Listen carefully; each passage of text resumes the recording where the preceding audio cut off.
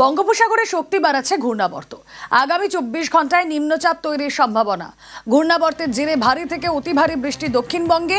মঙ্গলবার পর্যন্ত ভারী থেকে অতি ভারী বৃষ্টি দক্ষিণবঙ্গে।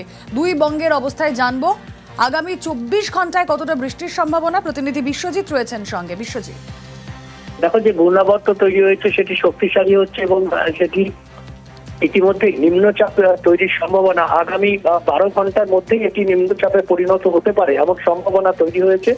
এবং আজ এটি নিম্নচাপে পরিণত হলে বৃষ্টির পরিমাণ বাড়বে। দক্ষিণবঙ্গে মূলত ভারী থেকে অতি ভারী বৃষ্টি।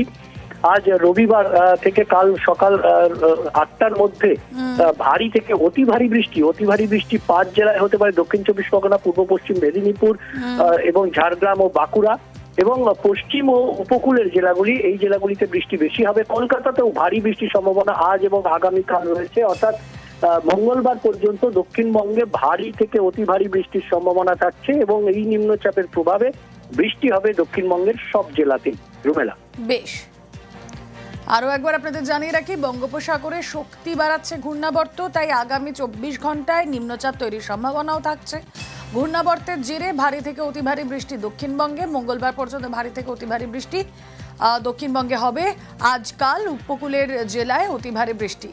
আজ মৎস্যজীবীদের সমুদ্রে যেতে নিষেধ। পশ্চিমের জেলাতেও ভারী থেকে অতি ভারী বৃষ্টির সতর্কতা। আগামীকাল থেকে ভারী বৃষ্টি উত্তরবঙ্গেও। বুধবার পর্যন্ত উত্তরের 5 জেলায় ভারী বৃষ্টি। দার্জিলিং, কালিম্পং, আলিপুরদুয়ারে ভারী বৃষ্টি। উত্তরবঙ্গের পরিস্থিতি জানবো, আমাদের প্রতিনিধি বিশ্বজিৎ রয়েছেন সঙ্গে। বিশ্বজিৎ, দেখো, যে নিম্নচাপ তৈরি হচ্ছে দক্ষিণবঙ্গে অতি ভারী বৃষ্টি হলেও উত্তরবঙ্গে এই মুহূর্তে অতি ভারী বৃষ্টির সতর্কতা নেই। তবে আগামী 24 ঘন্টায় উত্তরবঙ্গে বিক্ষিপ্তভাবে বৃষ্টি হবে, কিন্তু বৃষ্টি বাড়বে সোমবার থেকে বৃহস্পতিবার। এই দিনগুলিতে ভারী বৃষ্টির সম্ভাবনা বিক্ষিপ্তভাবে থাকবে।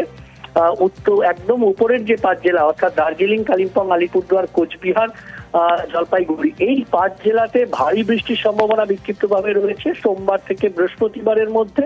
এবং বাকি যে জেলা অর্থাৎ মালদা ও 2 দিনাজপুর, সেখানেও বিক্ষিপ্তভাবে বজ্রবিদ্যুৎ সহ হালকা মাঝারি বৃষ্টির সম্ভাবনা আছে। কোথাও কোথাও দমকা ঝোড়ো বাতাস বইতে পারে 30 থেকে 40 কিলোমিটার। অর্থাৎ দক্ষিণবঙ্গে অতি ভারী বৃষ্টি হলো, এই মুহূর্তে অতি ভারী বৃষ্টির সম্ভাবনা না থাকলেও নাগারে বৃষ্টি বা ভারী বৃষ্টির সম্ভাবনা থাকছেই উত্তরবঙ্গেও। রুমেলা, বেশ।